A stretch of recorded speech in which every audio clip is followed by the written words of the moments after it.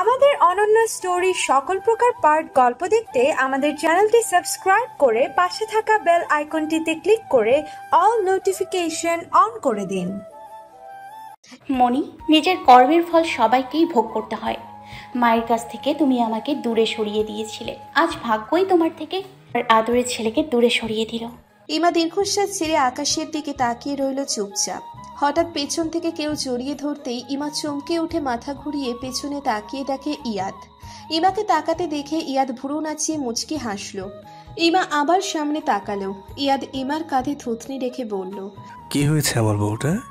ইমা ইয়াদের প্রশ্ন উপেক্ষা করে বলল, আপনি কখন আসলেন? আপনি যখন ভাবনায় বিভোর ছিলেন তখনই এসেছি ম্যাম।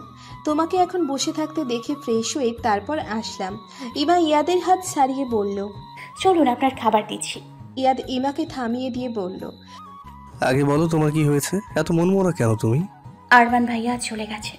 খালামণি খুব কান্নাকাটি করছিলেন, আর এখনো করছে। কথার ফোন এসেছিল একটু আগে।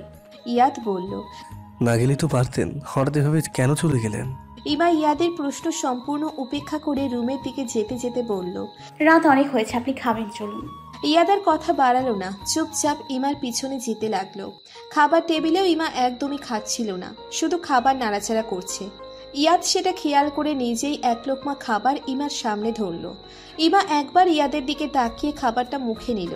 ইমার মুখে খাবার তুলে দিয়ে ইয়াদ ইমার সামনে হাঁ করল। ইয়াদের কাণ্ড দেখে ইমা মুচকি হেসে ইয়াদের মুখে খাবার তুলে নিল। এরপর একে অপরকে খাইয়ে দিতে লাগলো। খাওয়া শেষে ইয়াদ রুমে চলে গেল, আর ইমা সব গুছিয়ে রুমে আসলো। ইয়াদকে রুমে না দেখে মিনি ছাদে তাকিয়ে ইয়াদকে দাঁড়িয়ে থাকতে দেখলো। কি ব্যাপার, এখন আবার এখানে এসে দাঁড়ালেন কেন? রাত হয়েছে তো, ঘুমাবেন, চলুন। ইমা কথাটা বলে চলে আসতে গেলে ইয়াদ হাত টেনে ধরল ইমার। ইমা পিছনে ফিরে তাকিয়ে বলল, কি হয়েছে? সেটা তো তুমি বলবে। ইমা অবাক হয়ে বলল, মানে? ইমা, আমি তোমাকে আগেই বলেছিলাম আমার সামনে তোমাকে স্বচ্ছ কাঁচের মতো দেখতে চাই, কিন্তু আজ তোমাকে আমার কাছে আয়নার মতো মনে হচ্ছে, যার আড়ালে ভিন্ন কিছুও থাকতে পারে আমার অজানা। ইমা, আমাকে বলবে না কি হয়েছে তোমার? ইমা ইয়াদের দিকে এগিয়ে গেল, ইয়াদের বুকে মাথা রেখে দাঁড়ালো। ইয়াদ আলতো করে ইমার মাথায় হাত রাখলো। সেদিন কফি শপে আরমান ভাইয়া আমাকে বলেছিল সে নাকি আমাকে ভালোবাসে। ইয়াদ চমকে উঠল। একটু বেশি অবাক হলো ইমার কথা শুনে, কারণ ইমার আগে বলা কথা অনুযায়ী আরমান তাকে সহ্য করতে পারত না। ইমা আবার বলল, যে মানুষটা আমাকে সহ্য করতে পারে না তার মুখে হঠাৎ এমন কথা শুনে আমি বিশ্বাস করিনি। তার কথা শুনে এটাও মনে হয়েছিল আমার জন্যই সে এখান থেকে দূরে চলে যাচ্ছে। কিছু মানতে পারিনি আমি, তাই আপনাকেও বলিনি। কিন্তু আজ যাওয়ার সময় ভাইয়ার চোখ যেটা বলেছে সেটা মিথ্যে হতে পারে না। এখন আমার মনে হচ্ছে আমার জন্য একটা মায়ের থেকে তার সন্তান দূরে চলে গেছে। নিজেকে অপরাধী মনে হচ্ছে নিজের কাছে। ইয়াদ ইমাকে শক্ত করে জড়িয়ে ধরে বলল, এখানে তোমার কোনো দোষ নেই, হয়তো ভাগ্যই এমন ছিল তাই হয়েছে। আর একটা কথা মনে রেখো, প্রকৃতি কখনো শূন্যতা পছন্দ করে না। আরমান ভাইয়ার জীবনেও একদিন তোমার শূন্যতা কেউ পূরণ করে দেবে, হয়তো সেদিন তার মায়ের কাছেও ফিরে আসবে। এসবের জন্য নিজেকে দায়ী করে কষ্ট পেও না। তোমার মনই তোমার আর মায়ের সাথে যে অন্যায় করেছে তার শাস্তিও হয়তো এইভাবেই পাওনা ছিল। এইসব চিন্তা মাথা থেকে ছেড়ে ফেলো, এখন চলো ঘুমোবে। রুমে এসে ইয়াদ ইমাকে বুকে নিয়ে শুয়ে পড়ল, মাথায় হাত বলিয়ে দিতে লাগলো।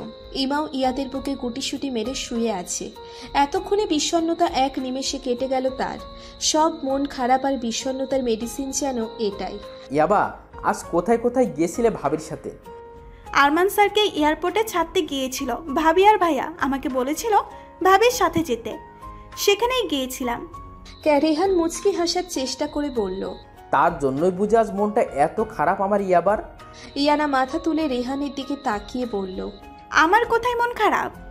রেহান মুচকি হেসে বলল, নয় বুঝি? ইয়ানা আবার রেহানের বুকে মাথা রেখে বলল, একদমই না। রেহান আর কিছু বলল না, চুপচাপ শুয়ে রইল। আজ ইয়ানার কেন যেন আরমানের জন্য খুব বেশি কষ্ট হচ্ছে না। তখনই খারাপ লেগেছিল, কিন্তু সেটা বেশি সময় স্থায়ী হয়নি। আজ ইয়ানা একটা কথা খুব ভালোভাবে বুঝে গেছে, অবহেলা আর অযত্নে ভালোবাসাটা একসময় মরে যায়। ইয়ানার মনে আরমানের জায়গাটা অযত্ন আর অবহেলায় চাপা পড়ে গেছে। সেখানে এখন কেবল রেহানের রাজত্ব। রেহানের ভালোবাসার কাছে হার মেনে ইয়ানা বাধ্য হয়েছে তাকে ভালোবাসতে। ইয়ানা মাথাটা একটু উঁচু করে টুপ করে রেহানের গালে একটা কিস করলো। ইয়ানার কাণ্ড দেখে রেহান মুচকি হাসলো। কি ব্যাপার ম্যাডাম, আজ না চাইতে বৃষ্টি কিভাবে এলো বলুন তো? ইয়ানা ছোট ছোট চোখে তাকিয়ে বলল। কেন, ভালো লাগেনি? ঠিক আছে, ফেরত নিয়ে নিচ্ছি। রেহান দুষ্টু হেসে বলল। বললেই ফেরত নেওয়া হয়ে গেল নাকি? দাঁড়াও, আমি ফেরত দিচ্ছি সুদ সমেত। ইয়ানা কিছু বোঝার আগেই রেহান ইয়ানার দোগালে দুটো কিস করে দিল। ইয়ানা বাঁকা চোখে তাকালো আর রেহান হা হা করে হাসতে লাগলো। ইয়ানাও মুচকি হেসে রেহানের বুকে মুখ লুকালো চুপটি করে। ঈশান একটার পর একটা কল দিয়েই যাচ্ছে, কিন্তু কথা রিসিভ করছে না আর কেটেও দিচ্ছে না। এদিকে ঈশানের পাগল প্রায় অবস্থা কথার এমন ইগনোর দেখে। কথা মনমরা ছিল, তাতে ঈশান একটু বিরক্ত হয়ে বলেছিল, এভাবে মুখ গোমরা করে থেকো না, ভালো লাগে না।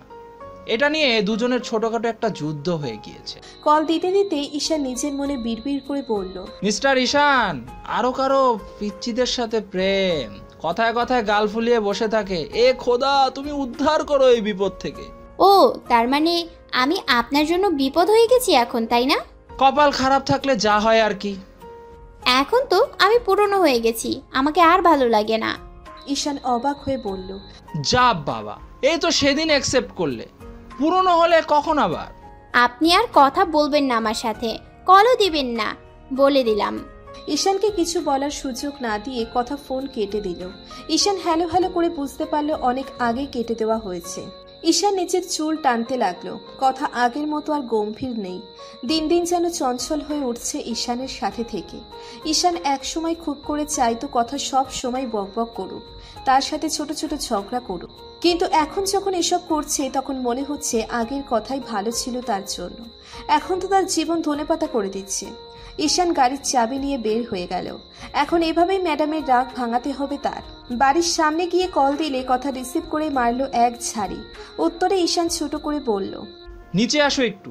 এটুকু বলেই কল কাট করে দিল। কথা কিছু বুঝতে না পেরে কিছু সময় হাঁ করে রইল। তারপর দরজা খুলে উকি মেরে দেখলো কেউ নেই, তাই পা টিপে টিপে বের হয়ে এলো বাসা থেকে। গেটের কাছে বসে দারোয়ান ঘুমে ঝিমুচ্ছে, তাই বের হতে প্রবলেম হলো না। ঈশান একটা টেডি বিয়ার নিয়ে দাঁড়িয়ে আছে, তাতে লেখা সরি, আর সাথে অনেকগুলো চকলেট। ঈশান এক হাতে কান ধরে বলল, সব দোষ আমার, সরি সরি সরি, আর হবে না। কথা কিছু না বলে দৌড়ে গিয়ে জড়িয়ে ধরল ঈশানকে, আর ঈশান মুচকি হাসলো। পুরো জার্নি আরমানের মাথা খেয়ে আরিশার স্বস্তি হয়নি। এখনো আরমানের পিছু ছাড়ছে না সে। আরমানের বিরক্ত হয়ে বলল, আপনি এবার তো নিজের গন্তব্যে যান। আরিশা চশমা ঠিক করে আশেপাশে তাকিয়ে বলল, আমার জন্য গাড়ি চলে এসেছে, আপনি চলুন আমার সাথে, একই জায়গায় তো যাব। আরমান সামনে তাকিয়ে বলল, আমার জন্য অফিস থেকে গাড়ি পাঠানো হবে। আরিশা জোর গলায় বলল, গাড়ি আসবে আর এসেছে, এর পার্থক্য বুঝতে পারছেন না? এক জায়গায় যেহেতু যাব, তাহলে সাথে গেলে কি প্রবলেম বলুন তো? আপনাদের অফিস থেকে অ্যাপার্টমেন্টটি সবার ফ্ল্যাট দেওয়া হয়েছে। আমাদের অবশ্য একটা নিজস্ব বাড়ি আছে, তবে পাপার অফিসে যাবার সুবিধার্থে অফিসের দেয়া ফ্ল্যাটেই থাকি আমরা। আরমান কি করবে বুঝতে পারছে না। এয়ারপোর্ট থেকে বের হওয়ার পরও আরিশা কিছুতেই তার পিছু ছাড়ছে না। আরিশা এবার বিরক্ত হয়ে আরমানের হাত টেনে গাড়িতে বসিয়ে দিয়ে বলল, চলুন তো চুপচাপ, আমি পাপাকে বলে দিচ্ছি অফিস থেকে আর গাড়ি পাঠাতে হবে না। আরমানের চেহারাটা দেখার মতো হয়েছে, ভয়ে যার সাথে কেউ কথা বলতে পারে না। এই মেয়ের এত সাহস, তার হাত ধরে টানাটানি শুরু করে দিয়েছে। আরমানের কথা বন্ধ হয়ে গেছে আরিশার কাণ্ড কারখানা দেখে। আরিশা নিজের পাপাকে কল দিয়ে বলল, পাপা, তোমাদের অফিস থেকে এয়ারপোর্টে যে গাড়ি পাঠানোর কথা ছিল সেটা ক্যান্সেল করে দাও। মিস্টার আরমান আর আমি একই ফ্লাইটে এসেছি আর এক গাড়িতেই আসছি। আরিশা নিজের বাবাকে কিছু বলার সুযোগ না দিয়ে কল কেটে দিল, একা বকবক করে। আরমান এই মেয়েকে যত দেখছে ততই অবাক হচ্ছে। আরিশা আরমানের দিকে তাকিয়ে আবার বলল, আমি এত ভালো বাংলা কিভাবে বলতে পারি জানেন? আমাদের বাসায় বাংলা ছাড়া অন্য কোনো ভাষায় কথা বলা সম্পূর্ণ নিষেধ, আর তার ক্রেডিট পুরোটাই আমার পাপার পাওনা। আরমানের আরিশার কথায় কোনো মনোযোগ নেই। সে বাইরে তাকিয়ে নতুন এক দেশ দেখছে। রাতের অন্ধকার আড়াল করতে সারি বাঁধা লাইটের বহর। কোনো মিল নেই বাংলাদেশের সাথে। রাস্তায় জ্যাম, হর্নের আওয়াজ, মানুষের চেঁচামেচি, রাস্তার পাশের নর্দমায় স্তূপের দম বন্ধ করা বাজে গন্ধ কিছুই নেই এখানে। তবুও আরমানের ভালো লাগছে না এই শহর। এই শহরে তার কোনো আপনজন নেই। মা বলে ডাকতেই কেউ দৌড়ে আসবে না তার কথা শোনার জন্য। এখানে সে সম্পূর্ণ একা, কেউ নেই তার পাশে। ছেলে না হয়ে মেয়ে হলে হয়তো হাউমাউ করে কেঁদে বুকের ভারী ভাবটা একটু কমাতে পারত, কিন্তু সেটাও সম্ভব নয়। কারণ সে ছেলে, আর ছেলেদের কাঁদতে নেই। বুকের ভেতরটা পুরে ছারখার হয়ে গেলেও ঠোঁটের কোণে হাসি ফুটিয়ে তুলতে হয় তাদের। আরিশা খেয়াল করলো আরমান বাইরের দিকে তাকিয়ে আছে, তাই বাইরে যা দেখা যাচ্ছে তার ছোটখাটো বর্ণনা দিয়ে যাচ্ছে আরিশা। আরমান আদৌ সেসব শুনছে কিনা বোঝার উপায় নেই। অনেক ঝড়ঝাপটা মোকাবিলা করে আরমান অফিসের দেওয়া ফ্ল্যাটে পৌঁছলো। আরমান ফ্ল্যাট 5 তলায় আর আরিশাদের ফ্ল্যাট 7 তলায়।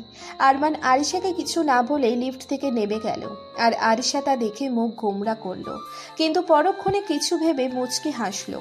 আরমান নিজের রুমে গিয়ে ওয়াশরুম থেকে লম্বা একটা শাওয়ার নিয়ে বেডে শুয়ে পড়ল ধপাস করে। ফ্ল্যাটে 2টা বেডরুম, প্রত্যেক রুমে আলাদা ওয়াশরুম, একটা ড্রয়িং রুম আর সাথেই কিচেন। আরমান বেডে শোয়ার কিছুক্ষণের মধ্যে ঘুমিয়ে পড়ল ক্লান্তিতে। এদিকে আরিশা কয়েকবার কলিং বেল বাজালে ঘুমো ঘুমো চোখে তার মা দরজা খুলে দিল। ভেতরে গিয়ে আরিশা মম বলে চিৎকার করে জড়িয়ে ধরল। আশা ঘুমো ঘুমো গলায় বলে উঠল, এমন চিৎকার চেঁচামেচি না করে রুমে গিয়ে ফ্রেশ হয়ে ঘুমিয়ে পড়ো। তোর পাপা অনেক রেগে আছে, সকালে কথা হবে। আরিশা গোমরা মুখে দাঁড়িয়ে রইল, আর তার মা নিচের রুমের দিকে এগিয়ে গিয়ে আবার পিছনে ফিরে বলল, কিছু খাবি? ক্ষুধা পেয়েছে? আরিশা গোমরা মুখে বলল, না, খেয়েছি। ওকে, তাহলে ফ্রেশ হয়ে ঘুমিয়ে পড়ো। সকালের ব্রেকফাস্ট টেবিলে থমথমে মুখে বসে আছে আবির রাইহান। অপরাধীর মতো মাথা নিচু করে বসে আছে আরিশা। থমথমে গলায় আবির বলল, তুমি রাকিবকে হেনস্থ করেছো কেন? আমার তাকে পছন্দ হয়নি। স্পষ্ট গলায় আরিশার উত্তর দেখে আবির বলল, তুমি এ পর্যন্ত কতগুলো ছেলেকে রিজেক্ট করেছো, তার হিসাব আছে তোমার কাছে? আর করব না। আবির অবাক হয়ে বলল, মানে? আমার অফিসে নতুন জয়েন করার জন্য যে গতরাতে আমার সাথে ফ্লাইটে এসেছে, he is much better than Rakib. Abir রেগে বলল, চেনা নেই, জানা নেই, একদিনে তাকে পছন্দ করে গেলে তোমরা? প্রত্যেকবার তুমি যে কথাটা আমাকে বলো, আজ আমি সেটা তোমাকে বলছি। সময় নাও, চেনো জানো, তোমার অফিসেই তো জয়েন করবেই। তুমি সময় নাও, আমার প্রবলেম নেই। তাকে আমার যতটুকু চেনার প্রয়োজন ছিল গতকালই চিনে নিয়েছি, এবার তোমার পালা। আরিশা কথা শেষ করে নিচের রুমে চলে গেল, আর আবির তাকে বোম হয়ে বসে রইল। আবিরের প্রবলেম হচ্ছে মেয়েকে অস্ট্রেলিয়ায় বড় করে মেয়ের উপর আচরণ করে বাংলাদেশের। না দেখে না জেনেই আরমানের সম্পর্কে একটা নেগেটিভ ধারণা তৈরি হয়ে গেল আবিরের মনে। মিসেস আশা নীরব দর্শক মাত্র। আরিশার ঘুম শেষ হয়নি, জরুরি তলবে ডাইনিং টেবিলে হাজির হতে হয়েছিল। বেডে শুয়ে একবার আরমানকে কল্পনা করে মুচকি হেসে চোখ বন্ধ করে দিল। ঝলমলে আলোতে নজর কাড়ছে বাড়িটা। ফুল আর নানা রঙের আলোতে চোখ ধাঁধিয়ে যাচ্ছে সবার। আজ কথা আর ঈশানের গায়ে হলুদ। দেখতে দেখতে কেটে গেছে 5টা বছর, বদলে গেছে অনেক কিছু। 5 বছর হয়ে গেছে আরমান এখনো দেশে ফেরেনি। দেশে ফেরার কথা বলে সব সময় এড়িয়ে গেছে। তবে আজ সাহিরা বেগম পথ চেয়ে বসে আছে।